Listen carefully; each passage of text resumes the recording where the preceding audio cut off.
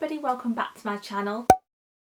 Today I'm going to be doing my June wrap up. I feel like I kind of flopped a little bit of my reading in June because I had 8 books on my TBR but I only read half of that. But it's not so bad, and the books I had on my TBR I will be planning on reading very soon. I gave every book a good rating and they were all mostly queer books, which I'm glad I did for Pride Month, although you know I do read queer books all year round anyway. So yeah, to go through my reading stats for June, I read 4 books this month, which was 704 pages, 16 hours of audiobooks, and my average rating was 4.125 stars. And the first book I read in June was Honey and Issue's Guide to Fake Dating by Eddie Bajagadar. This is a YA queer contemporary romance. It's about Honey, who comes out as bisexual to her friends, but they don't believe her because she's ever been with a girl. So in a panic, Honey says that she is actually dating a girl called Issue, who is somebody that all of her friends hate, and she is the complete opposite of Honey. Issue agrees to help Honey, but despite their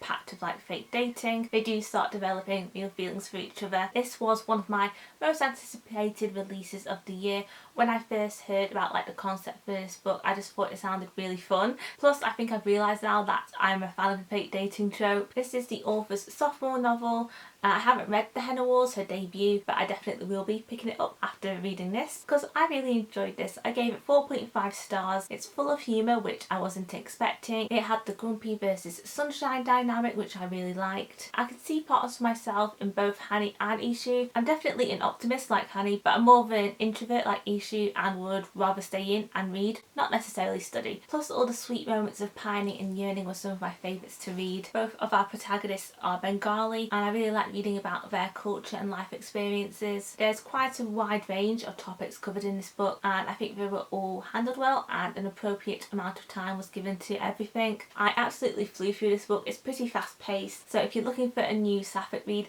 I can definitely recommend this book. Then I listened to the audiobook of Sadie by Courtney Summers, a super popular YA mystery. It's about the titular character Sadie, whose sister Mattie has been murdered.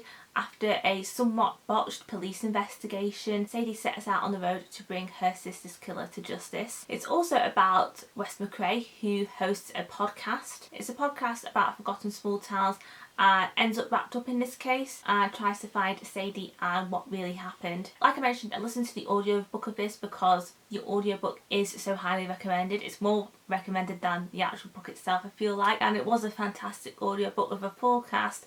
To me, the audiobook lived up to the hype, but I'm not sure if I'd enjoy it as much if I read it physically. In some ways it lived up to the hype as the actual story and not just the audiobook format, but compared to all the 5-star ratings my friends on Goodreads have given this book, for me I just didn't get the 5-star feeling from this book. It's definitely a shocking, heavy and tense book, but YA I think is probably the most heavy book I've read for the crimes and the topic. So content warning for this book for child abuse and paedophilia. I loved switching between both Sadie's POV and Wes McCrae's POV, which were the episodes of the podcast, especially as the podcast was mostly recorded about 5 months after Sadie's chapters. I'm still pretty new to mystery thrillers, and for me it lived up to what I think mystery and thrillers are meant to be. I also learned from this that in the future I need to make character maps when I read mysteries because otherwise I get really confused with the characters and who is related to who. It did take me a little while to get into Sadie, but it was incredibly suspenseful and engaging, and I think that I will be trying out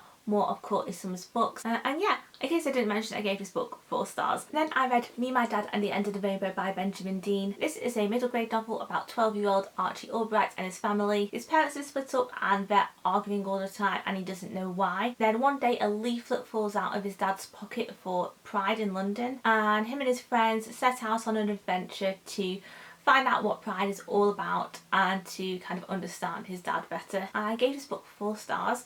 I completely bought into it because of the hype, and for me it didn't quite live up to the hype. Obviously I still gave the book a high rating, but there was just something about it that didn't fully live up to my expectations. I don't think I liked the whole we're going to go to a place to try and fix something, but we don't really know what we're fixing or how we're going to fix it until we get there. However, I still think it's a very sweet and charming novel with content and a message that I really value and appreciate. Archie's familial situation isn't a unique one, it's a common experience for a lot of children, and I think it's fantastic that a novel exists where children can see their family represented. On top of that, The scenes at Pride were really wonderful, and it's important for children to see positive representations of Pride and the LGBT plus community. If you've seen this book being talked about a lot and you've been like interested in it, I think I would still recommend it. I think it's still a valuable and really good book to read. It's probably just a personal preference for me that it didn't like super live up to the hype. And finally in June I listened to the audiobook of The Death of Vivek Oji by Akwaeke Emezi. So from the title it's fairly obvious what this book is about. It's set in a town in southeastern Nigeria, and one afternoon Vivek's mother finds her son's body on their veranda wrapped up in colourful fabric. It's very much about the people in Vivek's life,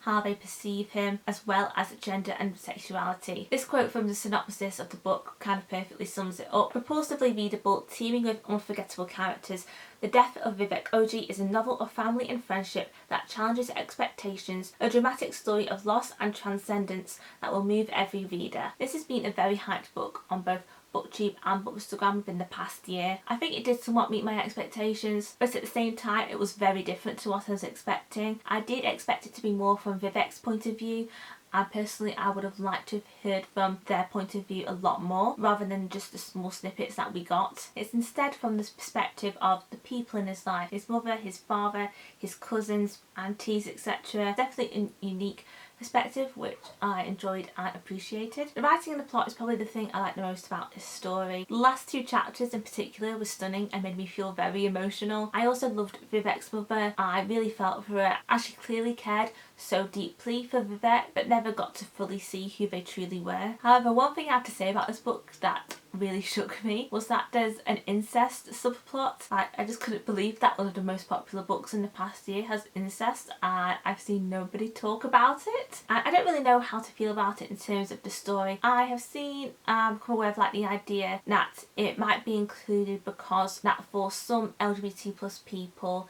in order for them to explore their sexuality at a young age, the only way for them to safely do it is through a familial relationship, which I think is definitely an interesting perspective and a good point. I don't really fully know how I feel about it. I feel like it also kind of dared to create an element of shock, which I don't know if that was necessary, especially if you consider another plot twist later on in the book. But yeah, I don't really know how to interpret that, and I don't want to project anything onto the many people who adored this book. Saying all that, I like This More Than Pet, Akwaeke Emezi's other novel. I ended up giving The Death of Vivek Oji 4 stars, and I would definitely want to read more from this author. So those are the 4 books I read in June. They all completed the buzzword-a-thon prompt for this one, to read books with names or titles in the book title, so I'm happy I've achieved that. Let me know in the comments how you got on with your reading in June. Feel free to give this video a thumbs up if you enjoyed it, and subscribe to my channel if you would like to see more of my videos. I hope you all have a great day, and I'll see you in my next video.